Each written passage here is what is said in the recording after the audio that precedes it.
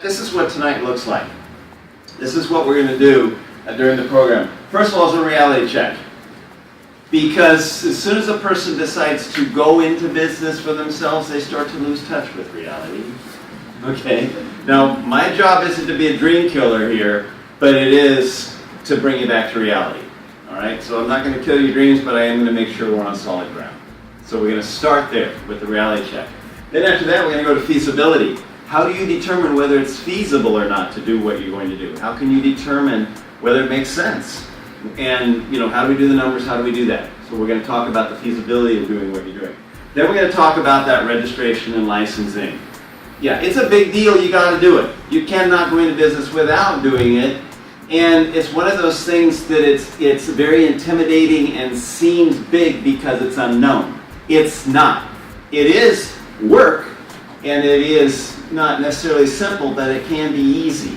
So I could do 2 days on registration and licensing and we would all be in a coma. Or I can show you where to go and show you what to do when you get there and then just go do it.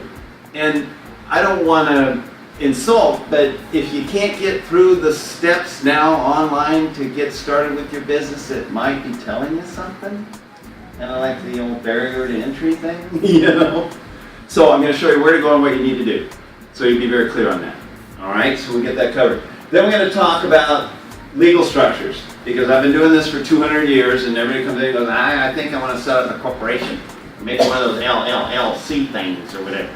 Well, maybe not. I did that for many years. I set up structures both here in the United States and internationally, and so I'm going to just break it down for you and just show you so that you'll have the information. Now, I can't give you legal advice. We can't do legal accounting. We can't do anything that would compete with other people in the private sector making a living doing it. In fact, I like to say at the SBDC, we don't really do anything. We just tell you what to do, and which is helpful. We show you where to go and how to get there. Then you can go do it. So we're going to talk about legal structures, and most importantly, I'm going to give you a tip here tonight that's going to have you be one of the very few people that actually has a legitimate legal structure. 9 out of 10 business entities out there right now are outside the law and don't even know it until they get in trouble. And what they think they have, liability protection and tax benefits, are going to go away in a cloud of smoke. And I guarantee you 9 out of 10 of them aren't doing it right. When you leave here tonight, you're going to know how to do it right. Then we're going to talk about that thing called a business plan. How many of you are clear you got to do a business plan? Come on. Everybody's hand should be in the air. No, I need it. Okay, I'm not going to bog you down with the whole business plan thing. Yes, you need a plan. I actually call it a plan of action. It's an action plan. And it's your story. It shouldn't be this big, ugly, oh my God, it's like a homework assignment and that I got to get done to pass the class. No. I'm going to break it down into the pieces that you need to put in there because it's what the world needs to see, especially if you're going to go asking for OPM, which is other people's money.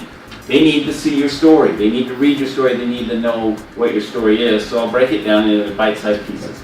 And then when you walk out of here, you'll just know what you need to do to write your plan. And quite frankly, if writing your plan, if telling your story isn't an enjoyable experience, maybe it's the wrong story. Again, sometimes you get a message in the planning process. More important than the plan itself is the actual process of planning. Because what are you going to learn from it? So we'll break that down. Then I'm going to show you where the money is. All right, or at least I'm going to show you what ponds to fish in. We will talk about the money and financing your business. And then some insider tips. Again, I've been at this for 200 years, and I've stepped on some landmines and lost some limbs. Just going to share where those are so you don't have to do it. Why not take a little bit shorter course if you know what the course is?